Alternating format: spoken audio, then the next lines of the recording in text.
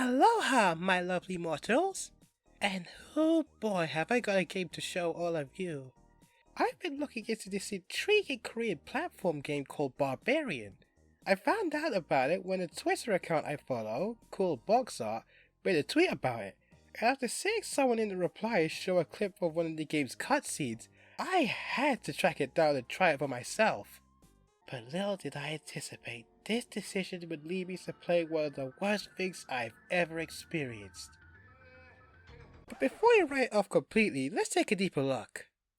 Barbarian, not to be confused with another home computer title of the same name, is a DOS platformer developed by SNES, published by Dreamsoft, and released in 1996. I don't know much about SNES, and neither does most of the internet it seems, but from what little information I was able to scrape together, thank you Hardcore Gaming 101, they were a studio that produced games for computers in Korean markets, Barbarian being one of them. SNES is no longer in operation though. But looking at Barbarian's box art, don't you think it looks a bit familiar? Yeah, it kinda resembles Donkey Kong Country, doesn't it? The fact that both games are platformers that star primates, and use pre-rendered 3D graphics for their visuals. They also came out around the same time. Well, more around the same time DKC3 came out anyway. I'm not sure if this game was meant to be a Donkey Kong Country knockoff, but there sure are a lot of signs that point to being one. Figuring out how to get Barbarian running on Angelos' Lappy proved to be quite the challenge. I'm kind of new to DOS emulation, but thanks to the right applications and a few tutorials here and there, I was able to get it up and running. Well, Angie did anyway. He's a real tech whiz. And yes, that does mean I technically pirated this game, which normally I'm against doing, especially for game reviews, but going through the hassle of trying to find a legitimate copy and getting the right computer to run the fang thing would be more trouble than it's worth. Plus, after finishing it, I feel sorry for all the people that did pay money for it. But enough background info, let's see what Not Donkey Kong Country has in store for us. The game's plot is, all in Korean, but I'll do the best I can to translate it. So apparently this game takes place during prehistoric time, and tells the tale of a human ancestor named Barbarian that, due to a great disaster, was frozen in ice and got lost in the glaciers. And after thawing out, he then goes on a big journey to return back to his homeland and reunite with his lover, Venia. I might have got some details wrong from that. I got a bit of help from translators since I don't know much about the Korean language, and I'm already bad enough as is with Japanese. Accurate translation or not, it's a simple plot that gives our heroes some stakes to overcome. As previously mentioned, Barbarian is a platformer. The controls here are awkward. Movement is done with the arrow keys, you jump with Alt, throw hatchets or spears with Control, and you can switch between them with Z. Their distance varies depending on how long you hold the button. You'll also need to use them in order to break stalagmites and make platforms. Barbarian can also grab onto and climb ropes, but it is a bit finicky. The best advice I can give is to try to touch them without holding down the jump button. There also seems to be a roll attack you can pull off, another sign that this game is a DKC knockoff, but I'm not sure how to execute it. The only times I used it were by accident. I think you have to press something after landing a jump, but I'm not entirely sure. But making matters worse, not only is the control scheme awkward, but movement feels terrible, mainly the jumping. You can't just tap the button to jump like in most platformers. You have to hold it and wait for Barbarian to finish his crouch animation before he launches. And not only that, in order to move while jumping, you have to hold left or right before you take off. It almost feels classic Castlevania-like, how you can't control your jumps in mid-air. You can turn around, but all it do is stop your horizontal movement altogether. So what I end up doing most of the time is just holding down Control and have Barbarian jump constantly as if you were wearing moon shoes or something. But that's what seemed to work for me. You might be wondering what that dancing ape thing in the top right corner is.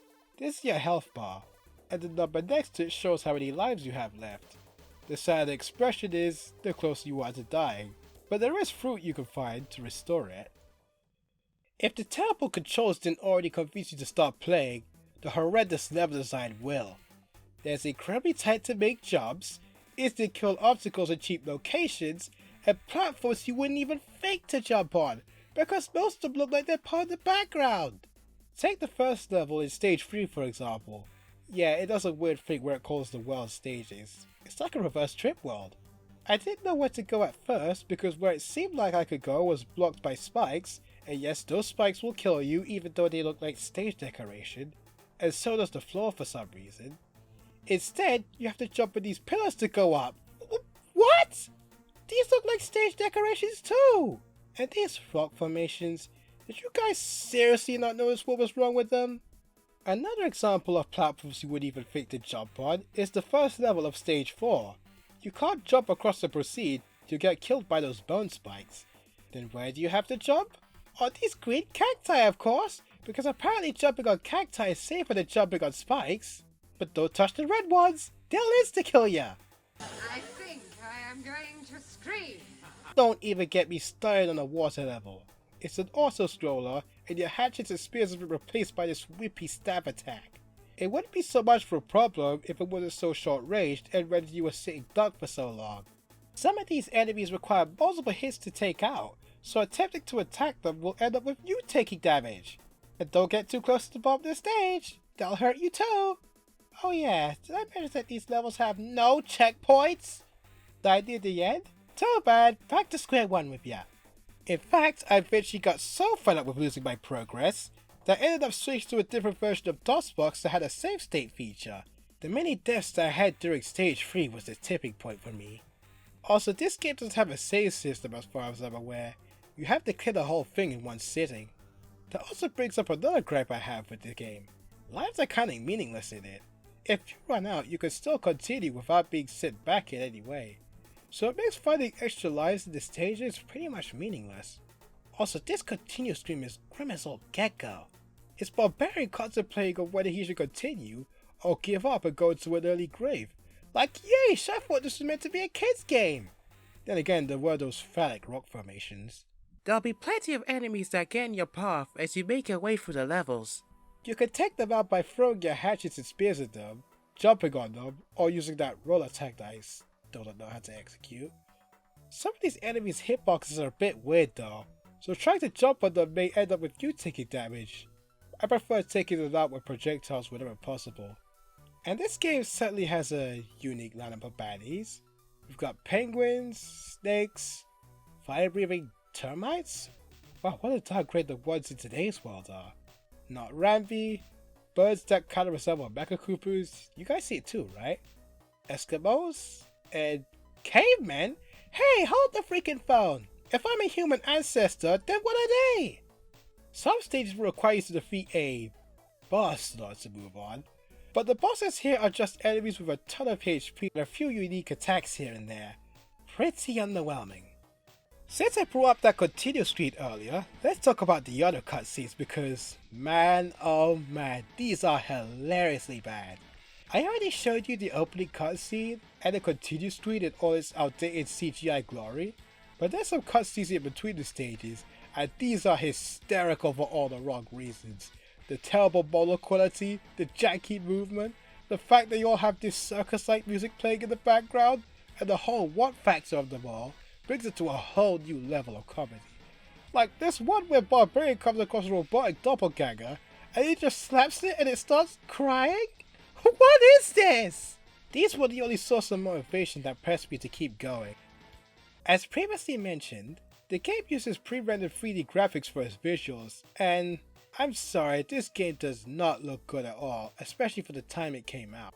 Maybe I've been spoiled with how well other games that use pre-rendered graphics look, like Super Mario RPG or the Donkey Kong Country trilogy, but the sprite work and model quality just don't cut it, and have not aged well in the slightest.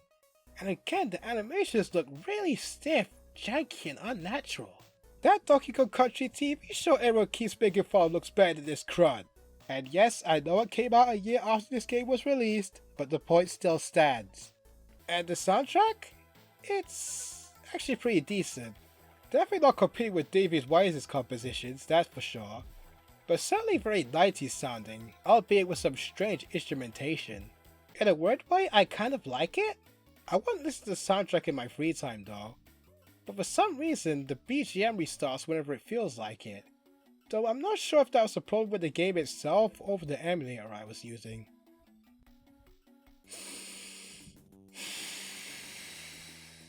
If it wasn't obvious enough from how negative I've been here, Barbarian has to be one of the worst games I've ever played. The pre-rendered graphics look terrible and dated, the controls are stiff and awkward, the level design is poorly put together with where to go or what to jump on being hard to understand, and the game as a whole just isn't fun to play. The only enjoyment I got out of it was watching those hilariously bad mid-level cutscenes, and that was the reason I decided to try it out in the first place. You know you've messed up big time when your game cinematics are far more entertaining than the game itself. Some of you may think I might be acting too harshly against it since it was only developed by 8 people according to the credits, but that's really no excuse.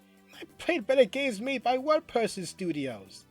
Don't make the same mistake I did going in, thinking that this game would be so bad it's good. The game is just bad. Seriously, I'm warning you, don't play it. It's not worth the time, energy, or sanity. But unfortunately, I know me saying that and making this video is only going to cause people to search for a way to play it, like I did when I saw that tweet. That's several hours of my life wasted. Despite how horrendous this game was, I hope you all got something out of watching this. After all, this was just me trying to make lemonade out of lemons. But playing through and reviewing this thing has drained me of all my positive energy. That's nothing a few snuggles with Angie won't fix though. I'll be up to do that. So thank you for watching, have a lovely rest of your day, and please, for the love of the Godfather, don't play this game! Your sanity will thank you.